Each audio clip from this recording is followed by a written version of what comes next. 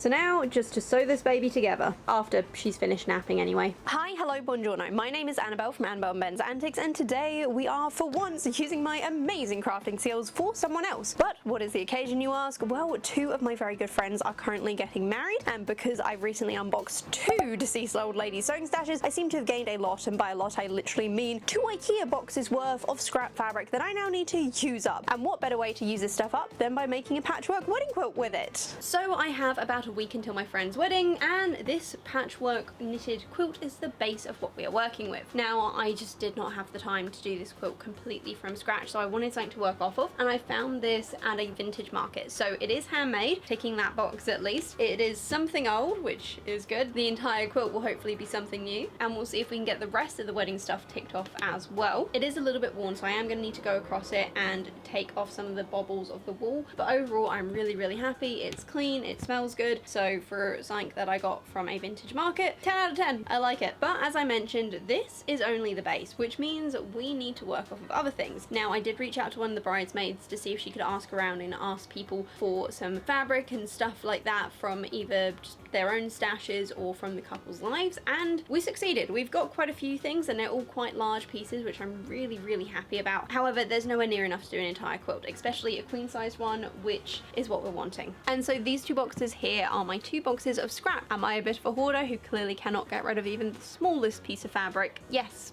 I am. So first things first, let's get sorting these to see what is actually usable, because some of these pieces are going to be so small, I'm sure they're not going to do much good. And as much as I want this quilt to be colourful, I also need it to be, you know, reasonably large pieces, because like I said, we've only got a week to finish this off. This should be fun. With that, I began sorting through my boxes into usable and unusable pieces, with the extra tiny or cut up ones being thrown away. Do I like landfills? No, but I'm also running out of room here and have literally nothing to use them on or stuff them in. Next up, it was time to sort out the pieces I had been given under Lily's close supervision. They were arranged, ironed and pinned together. I began sewing all these beautiful pieces into one long straight line, which I placed across the diagonal and temporarily pinned in place. Side note, some hand embroidery will be needed for the centerpiece, but that is a problem for tomorrow me. So the first and most important line of patchwork is done, which means we need to get on with the rest of it. And to start with, I have patchworked these 3 pieces together into a line and found a nice little triangular piece of some vintage fabric that I got from a dead lady's stash, because why not use that? But I mentioned I was on a bit of a time crunch, so I am going to be cheating slightly, but I'm going to be cheating in a very smart way. So what I have done is I have pinned both of these pieces directly to the base, and while going across I am going to be stitching everything together just plain on my sewing machine. Going diagonally, what I'm actually going to do is sew it this way directly onto the backing. The fact is, we live in Australia, these quilts do not need to be super thick. It is very warm a lot of the time at night, so it's very rare we're going to need a thick winter blanket. And what this means is that once this is sewn down, I can fold this one over and put the next row, pin that on, fold it over, and what we're going to end up with is a bunch of finished seams looking neat with the blanket already quilted, meaning I don't have to do it at the end. Will this save me some time? Yes, I believe it will. I also think it's going to give a really nice effect because there's not going to be any top quilting on this. I might, for some of the wider areas, have to do a little bit of straight lines just in between the pieces, but we'll see how we go with that. Otherwise, I'm fairly confident that this is going to be good, and it does mean that the corners I can just do in the long strips rather than having to patchwork loads of individual squares. I just did this one because I might have cut this for the corner and then realized I cut it too short. So, oops. At the end of this, I'm probably going to have a lot of overhang over the sides, which is fine. I'm going to lay it all out, trim them up, and then we're going to bind the sides in a different way, but we will cover that when I get there. For now, let us start with these rows. Unfortunately, getting started was harder than expected, as Sherlock had fallen asleep on top of all of the long strips of fabric I had selected for the corners. But while waiting for him to wake up, I realized that my usual setup with my laptop next to my sewing machine to watch YouTube while I work was not going to fly for this project. So before getting to stitch, I had to rearrange everything. Then it was time to roll up the base blanket so that it took up less space as I sewed on the first, second, third, fourth and fifth rows of the quilt, and oh my gosh, isn't this looking amazing? Well, after kicking Sherlock off the fabric, the first few rows are done, and honestly, this is working better than I expected. Just look how cute it is. I love it. On the underside, you can see the rows of stitching, but honestly, it just adds to the effect. You can still see all of the hand knitting that was done, and that's the important bit. Not to mention that because the thread is going into the wool, you can't see it, so the fact that I'm using white on essentially a rainbow doesn't seem to be affecting it, which is good. A couple of times with this quilt I have had to patch corners just a little bit when they fell a tiny bit short. I've been using my aerial fabric because that's in more little pieces just to add to that. Most of it will be hidden in the binding, but just in case. Otherwise, I am so happy with this. This technique is going quickly, it's going great. I am anticipating some problems when it comes to doing the middle because I'm not quite sure how I'm going to fit it all through my machine. My machine is very large, but so is this blanket. Being knitted, it is quite thick, but that is a problem we will deal with as and when we get there, I think. Otherwise, I am going to head to bed, and tomorrow we are going to cut out lots and lots of squares to make into more rows because I've more or less run out of strips that I can put across corners for the time being. So ignore the wet hair because I've just gotten home from work and needed to shower, but yesterday I spent my time cutting out lots and lots of rectangles and squares of fabric. Now I'm using up as many of the long pieces as I can to go across diagonally, and my plan today is to get all of the little pieces that I sorted out yesterday plus a few more cut, pinned into rows, and all of the rows laid across the blanket so that we have an order of where it's all going to go essentially. It doesn't have to be perfect. I'm certainly going to build in a little bit of a this might go wrong kind of few inches, but if we can get that done I will be so happy, and so far so good. I've just started laying everything out, and actually we've managed to cover more of this blanket than I expected just with the long pieces of fabric, so yay! Fingers crossed this goes well, and with that let's carry on cutting and pinning these. I began by ironing out my scrap before using the one quilt ruler I own to square each piece off before they were arranged and pinned into lines. Several of the most important squares were small ones made of black velvet with a layer of tulle put on top. The reason these were so important is because I'd actually been helping my friend with her wedding dress by thread painting some custom lace onto this tulle for the neckline and sleeves, and a pair of dragon wings for the back of the dress. Honestly, I probably should have filmed the making of those as well for a proper video, but I didn't because honestly I was kind of short on time, and it also just felt a little bit personal. Still, they looked amazing, and I did make these shorts to show my friend how they all came together. So these pieces were scraps from that fabric, and I thought it would be nice to essentially include some of her wedding dress into the quilt. With that done, we had a nice little pile of squares that were then arranged in strips roughly laid across the quilt to make sure they would be long enough and check that all the rows looked good together. And to make sure my arrangements were not disturbed, I put a blanket over the top that Lily immediately sat on. And yep guys, this is my actual bed that I'm working on, so while this project was in progress, Ben graciously agreed for us to sleep on the sofa for a few days as his contribution to the project. The next day was creating more squares and rows to finish off the quilt arrangement, and yes, I am trying to do them in a variety of sizes just to make it look a little more visually interesting and to give myself the opportunity to use up some different sizes of scrap. Well, that is all of this pinned, and guys, I love it. It's really nice. I've tried to put as much green as possible in because, as I mentioned, that was their wedding colour, but I'm super pleased. So plan of action is I'm going to start piling all the layers onto the ironing board, starting from the last one that's going to go on all the way to the next one, and as I go I'm going to stitch the patchwork rows together and iron them. Oh shoot, if I'm ironing them I can't put it on the ironing board. Alright, I'm going to find somewhere else to store them, but that's a me later problem. Or I say a me later, me now problem, so yeah, let's go do that. Before moving on, can we just admire how awesome this is looking? I rarely make quilts. In fact, I think it's been about 3 years since my last patchwork was complete, though I have all of the pieces for at least 3 more quilts kicking around in various boxes that are currently packed away. But I am so happy with how this looks, even if I didn't use up even half the fabric I was hoping it would. Anyway, I got stitching and stitching and stitching and stitching until we had the first row of squares complete, and I was feeling rather pleased with myself. Then all that was left was to iron this long strip of patchwork, and I'll be honest and say that this wasn't my best or neatest ironing. In fact, it definitely could have been better, but I'm not too upset about it considering how many different types of fabric were involved here, and besides, it's looking really good and I'm super excited about this. There's Annabelle working away on the next row on old calcifer.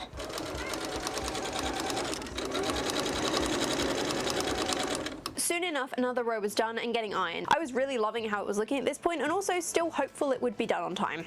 Innocent dreams. The piece that needed hand stitching with my friend's initials came with me to work that week, where I spent my lunch and tea breaks creating this beauty. So all the rows have been ironed and ordered, and apparently are now being guarded by a kitten. What did we say about laying on my projects? Yes, you're very cute. Please don't claw at the layers. So now, just to sew this baby together, after she's finished napping anyway. I'm not going to lie, it was at this point putting those rows onto the quilt got hard, not least of all because I had nowhere to put my camera. Still, I pinned the lines on row by row and attached them stitch by stitch, repeating this piece by piece as it all started finally coming together. We are at the official halfway point of the quilt. It is looking so good, and honestly it's a lot heavier than I expected, which I'm mildly concerned about, but you know, if they bring it out only in winter, whatever, that's fine. I'm really pleased about this. I cannot wait to lay it out flat when it's all stitched together, and all the strings I've made have been too long, which is a good thing because we want too long rather than too short, though it does mean that I probably didn't need to do as much patchworking as I otherwise should have. While I get on with this in a little montage, I wanted to quickly talk to you guys about wedding quilts in general and why I had decided to make one. As far as I can tell from the small amount of research I did, wedding quilts started off in medieval Europe, where they were a dowry item made by the brides-to-be and their female family members to adorn the couple's marriage bed, and often contained symbols of love, devotion, and other hopes for what they wanted the marriage to be. A dowry, by the way, is essentially what the bride and her family brought or contributed to the marriage. Moving forward, the quilts evolved and became far more luxurious, with fabrics such as silks and velvets becoming the base for some incredibly intricate embroidery designs. In Victorian times, quilts were essential pieces in the dowries of young ladies. They symbolised a woman being ready for marriage and her skills as a homemaker for her husband. They were included as part of her, and sorry if I mispronounce this, trousseau,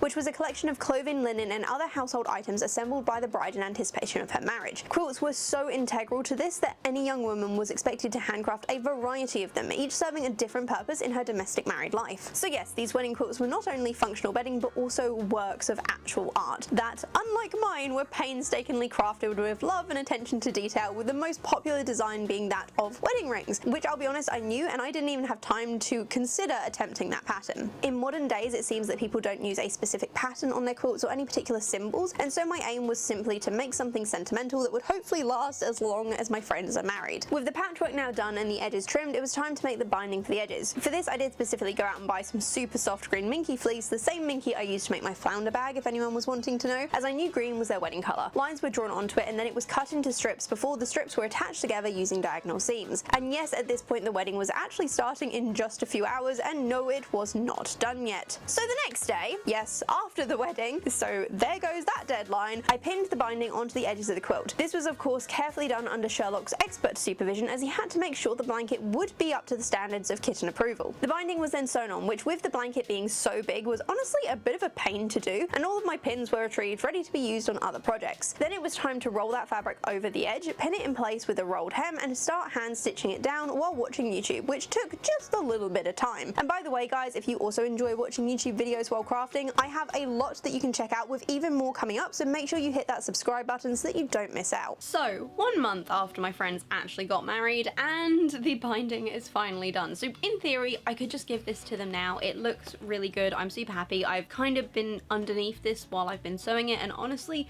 warm, cozy, 110% exactly what I wanted it to be. She says as she finds a loose thread, honestly. However, and this is the only however, the back, little bit of cat hair on it, because I might have accidentally left it next to the cat tree overnight, and someone may have curled up and gone to sleep on it. So that's fine. We can roller that to get it all off. But the other thing is just where I have been sewing, and where it is a vintage quilt, so it was a little bit rough anyway. There's lots of these wool like bobbly bits that are sticking out, and it just makes it look a little bit untidy. And here's the thing, I'm 90% sure they wouldn't care, but I kind of do. So I was trying to think up a solution for this, and then I realized that I had picked this up sometime last year from a charity shop. So this is a lint shaver, and I remember my nan used to have one of these, and we used to go around her house with our old jumpers and she'd sort us out. Essentially it should shave off all of the wool bobbly bits. Hopefully, oh gosh, it has definitely been used because it's full of lint. Hopefully it's gonna be okay. Oh, it doesn't turn on. Oh, okay, maybe that won't be okay because it seems the batteries have exploded in the back. Wow, you'd think they'd check that before selling it. I'm just saying. You see all the battery acid on there? Like, what the hell? Okay. This may not work as planned. I'm gonna go clean this up. We're gonna see if we can get it working without electrocuting me, and if it does work, then we will do a thing. Finish this quilt today, because tomorrow is D&D, which means tomorrow they need to be given this, because really it's been a month and I think I owe them their wedding present at this point. Oh, I hope this works. So I have cleaned it, I have put in new batteries, and now the moment of truth. Let's put the cover back on, and nothing. Well, I'm not entirely surprised, but I am a bit annoyed that I spent $3 on something that really they probably shouldn't have sold. Come on, it's been sat in my drawer for like a year. Why doesn't it work? Good thing I was going to go to the shops anyway today because this is the only thing we need to finish the rug, quilt thing. I'm just throwing it in the bin. Taking the good batteries out though. Like, those were expensive. Jeez. So I went to the shops, and before I even got to the sewing store I was aiming for, I actually found one of these in Daiso, which is a Japanese convenience store that's recently opened up over here, and I was actually in to get some good cup noodles to take to work that week. Once home, it was time to try this puppy out, and I am pleased to report it worked a charm, though Lily didn't really like the sound of it. Satisfied that it worked, I began going square by square to get this finish, which did take a while, but both myself and Ben agreed it was making a very nice difference. And of course, it was looking so fun that Ben just had to give it a go as well. And if you were wondering what this beast sounded like, yep, okay, not the best I will admit, but hey, if it does the job, I can put up with it for an hour or so. And with that done, the quilt was officially finished, so after a quick lint roll to remove any lingering cat hair, I suppose it's time for a grand reveal.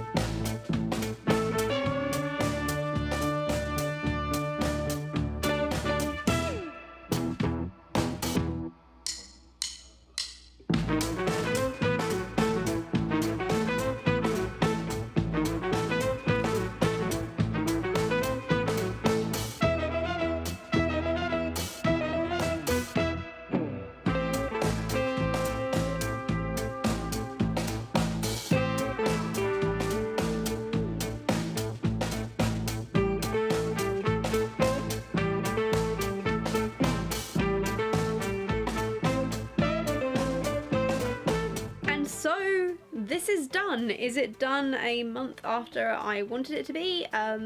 Yes? Whoops, but such is life. Hopefully they like it. I'm giving it to them tomorrow afternoon, and honestly it's so lovely. Like, I know there's a lot of stuff that their family and friends gave me to include in this, but there's also a lot of stuff from my old cosplays. Like, we've got Snow White, we've got Ariel, we've got Flounder, we've got Aurora, my mushroom dress, fabric from her wedding dress with some velvet underneath, the vintage Christmas apron, mine and Ben's tablecloth that he made me sew on Christmas Day. There are an awful lot of memories here, and I'm really happy that they're going to live on in someone else's home because I can't hang on to them all. I've got the costumes, the rest of the fabric needs to go somewhere else, and that goes for all of these extra bits and pieces that I got out of various deceased boxes. I hope the ladies that left the fabric behind will appreciate the fact that it's now being passed on to a new couple who are making their new life together. I love it.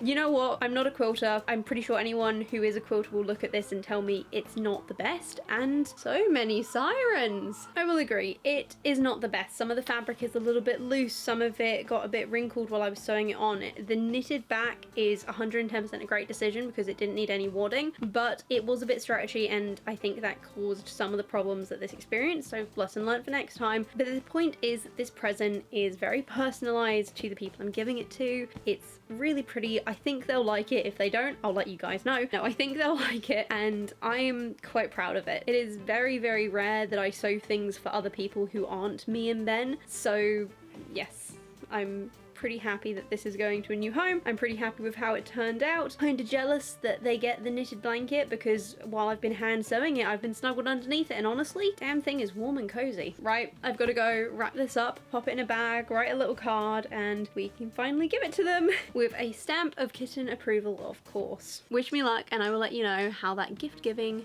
goes. So I did indeed give it to them when we saw them at D&D, and they loved it! Honestly, this was such fun to make, and it was so nice giving them something I worked so hard on. I'm also not sure if it's fortunate or not that another friend of mine is also getting married soon, so if you have any not complicated quilt suggestions that I could make for them, please leave them in the comments, as I think it won't be too long until I'm looking for some more blanket ideas. Otherwise guys, if you enjoyed this video, please hit that like button to let YouTube know, in the hopes that the almighty algorithm god will share this with other people. Subscribe if you want to see more cosplay sewing and vintage sewing machine content, and share this video with your friends, family, or your cat if they can use the Wi-Fi, so that they can enjoy it too. And until next time guys, have a beautiful day! And a very large thank you has to be given to my patrons who make these videos possible: Canuck Nancy 42, Chandrila Webster, Anna, Genny Meadows, and Kelly Nelson. I couldn't run this channel without you, and I hope you all enjoyed early access to this video. If anyone else would like to see my videos early, get access to my sewing pattern library, or just give a little extra support to the channel, please check out my Patreon. The link is in the description down below.